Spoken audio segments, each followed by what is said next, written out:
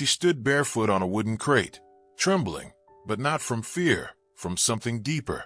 13 years old, Chinese, silent, and being sold like livestock. The crowd laughed. Some looked away. Others whispered, "She's probably broken." But one man didn't laugh. He stepped forward, handed over $3 silver, and changed the course of her life forever. He didn't know her name. She never said a word, but in her silence was a scream the world refused to hear. For years, she lived in the shadows of his ranch, unseen, unheard, until one day, he placed something in her hand so sacred, so shocking, that she fell to her knees, sobbing for the first time in her life. Who was this girl? Why didn't she speak?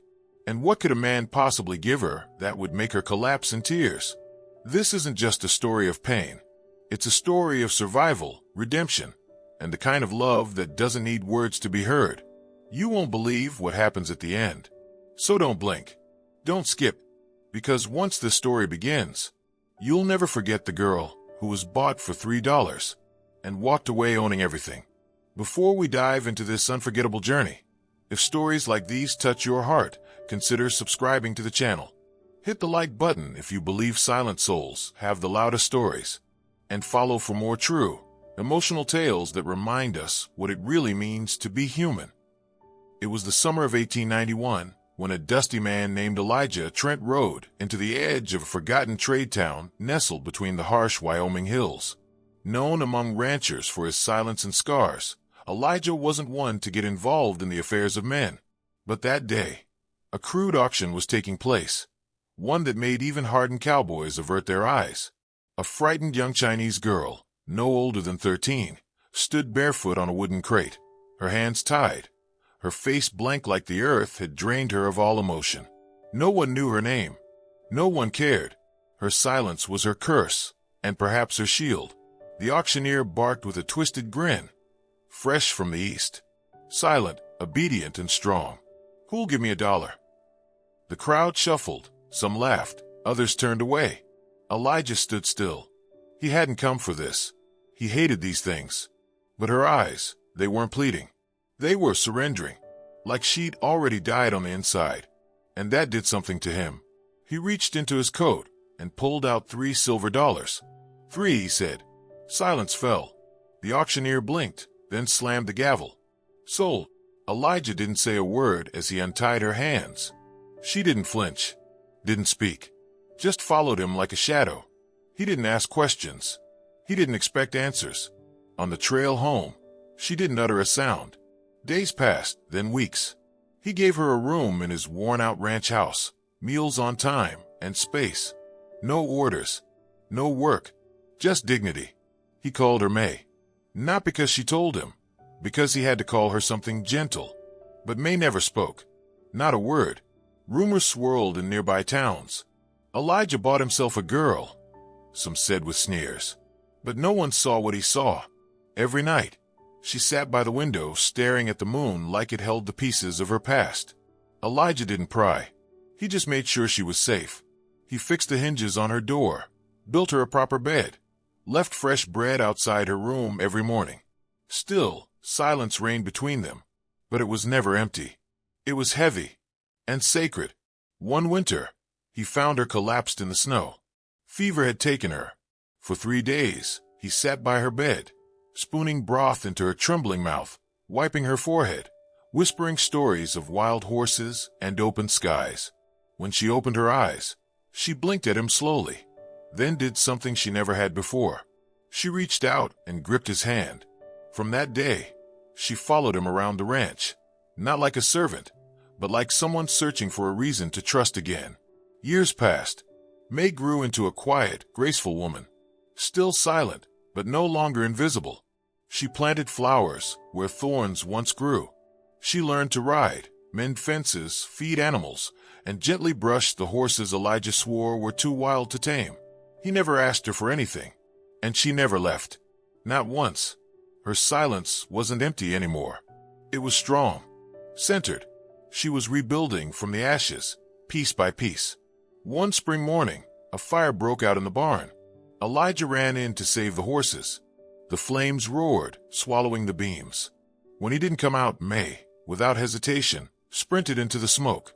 The ranch hands tried to stop her, but she disappeared into the flames. Minutes later, she emerged coughing, blackened with soot, dragging Elijah's unconscious body out behind her. She saved his life. And for the first time in his life, Elijah cried. From that day forward, their bond became something wordless but unshakable. They worked side by side, two broken souls who found healing in the quiet. Elijah watched her with awe as she smiled for the first time while brushing the mane of a wild chestnut mare. He noticed how she hummed softly when alone, how her eyes no longer looked haunted when she gazed at the stars. Still, she never spoke. But she didn't need to. Then came the letter. Years later, Elijah received news from the county clerk.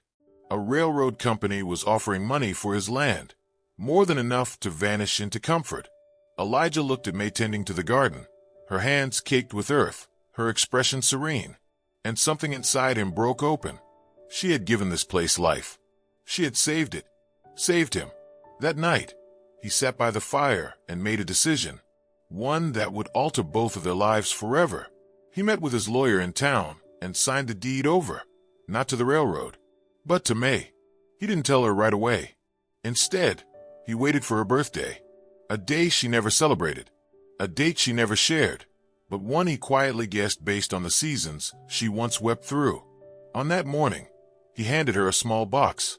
Inside it wasn't jewelry or gold, just a simple metal key and a folded paper. Confused, she looked at him. He smiled and nodded toward the document.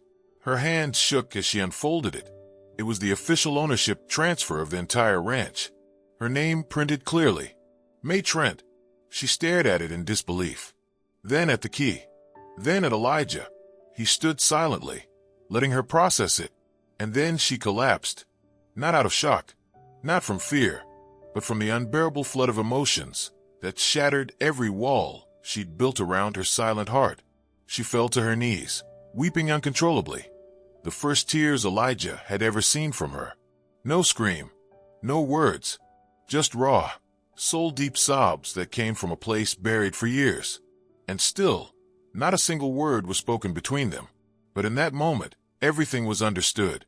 Elijah knelt beside her in the silence, unsure whether to speak or simply stay. May's tears fell freely, soaking into the dirt floor of the porch where she had once stood as a ghost of herself. Now, she held more than just land. She held the weight of belonging. Elijah gently placed a hand on her back, not to comfort, but to let her know he was still there, just as he had always been. She clutched the key to her chest, her fingers trembling. For years, she had floated through life like she didn't deserve to exist. And now this man, the only person who had ever shown her mercy, had given her everything. The ranch was more than land. It was safety. It was dignity. It was love in a language no one had spoken to her before. And for the first time in her life, May understood what it meant to be seen. That evening, she placed a key in a small carved box, wrapping it in cloth, like something sacred.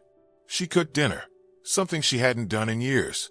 Elijah came to the table to find rice, venison stew, and fresh-baked bread waiting. She smiled faintly, her eyes swollen but glowing.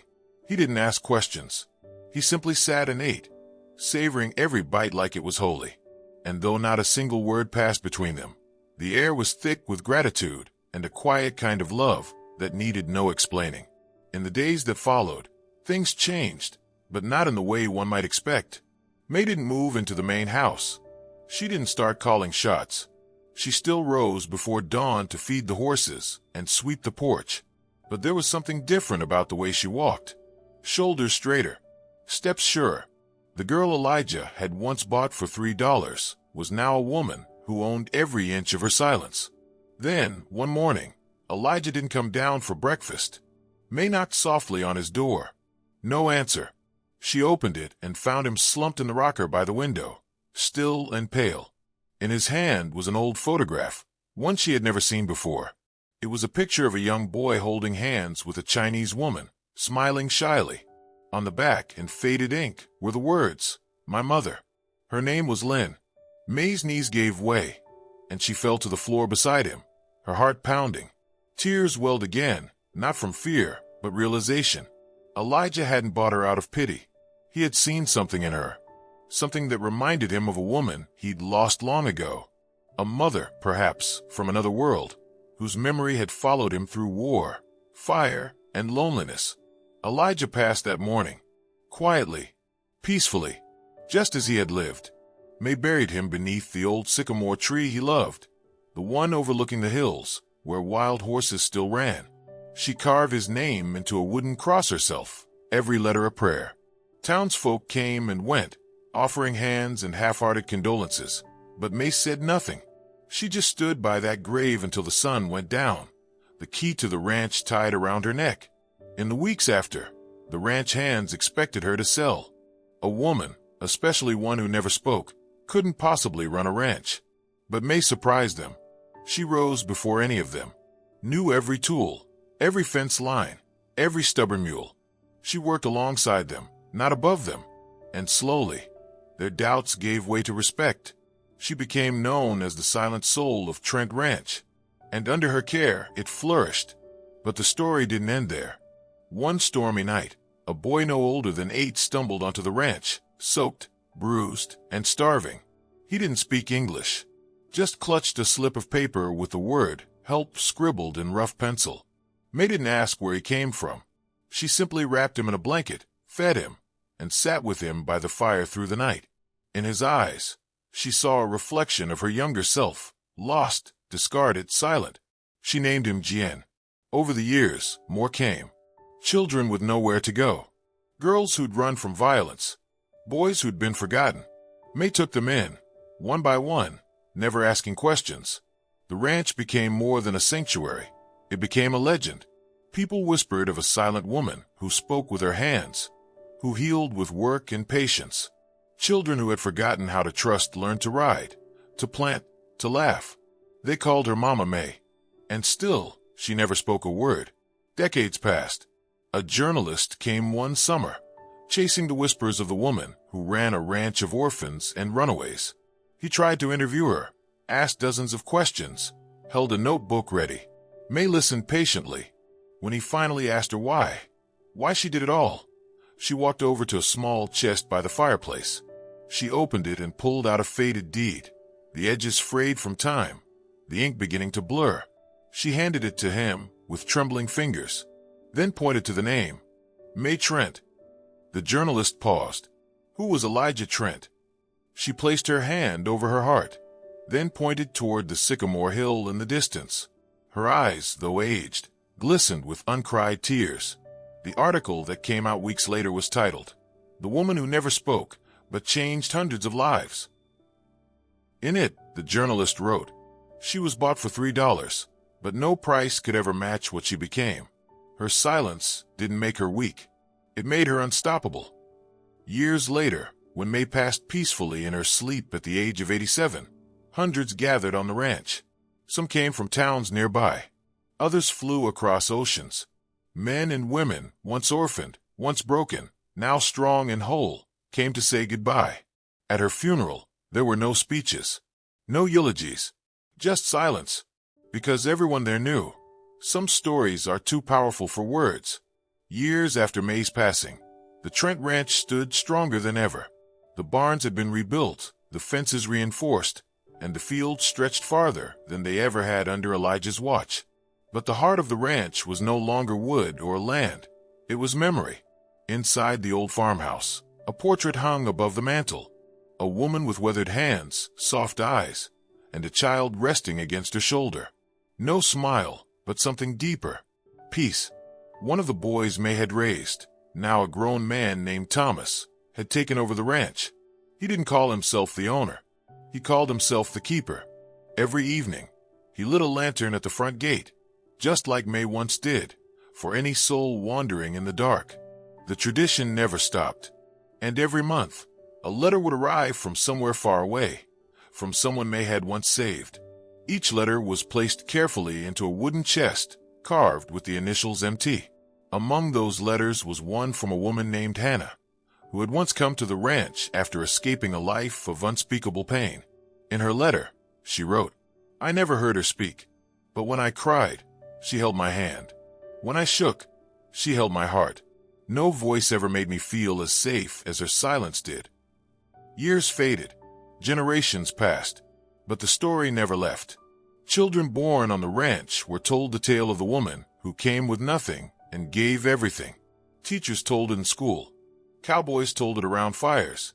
And across the country, the name May Trent became a quiet symbol of strength without words. One day, a historian visited the ranch and asked Thomas if May had ever left behind any writings or final messages. Thomas led him to the attic, opened an old trunk, and pulled out a single worn journal. Inside it, just one sentence was written in soft, careful strokes. He gave me land, but more than that, he gave me back to myself.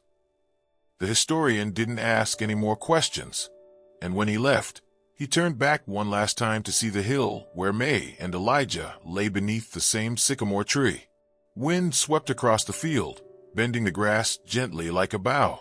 There were no plaques, no statues, just a quiet ranch, still alive, still listening, because some stories don't need voices. They just need hearts strong enough to carry them forward. And that's exactly what May's silence had done. Thank you for watching this story till the very end. If it touched your heart, remember, some souls don't speak with words, they speak with silence, kindness, and courage. Don't forget to like, subscribe, and share this story with someone who still believes in quiet miracles.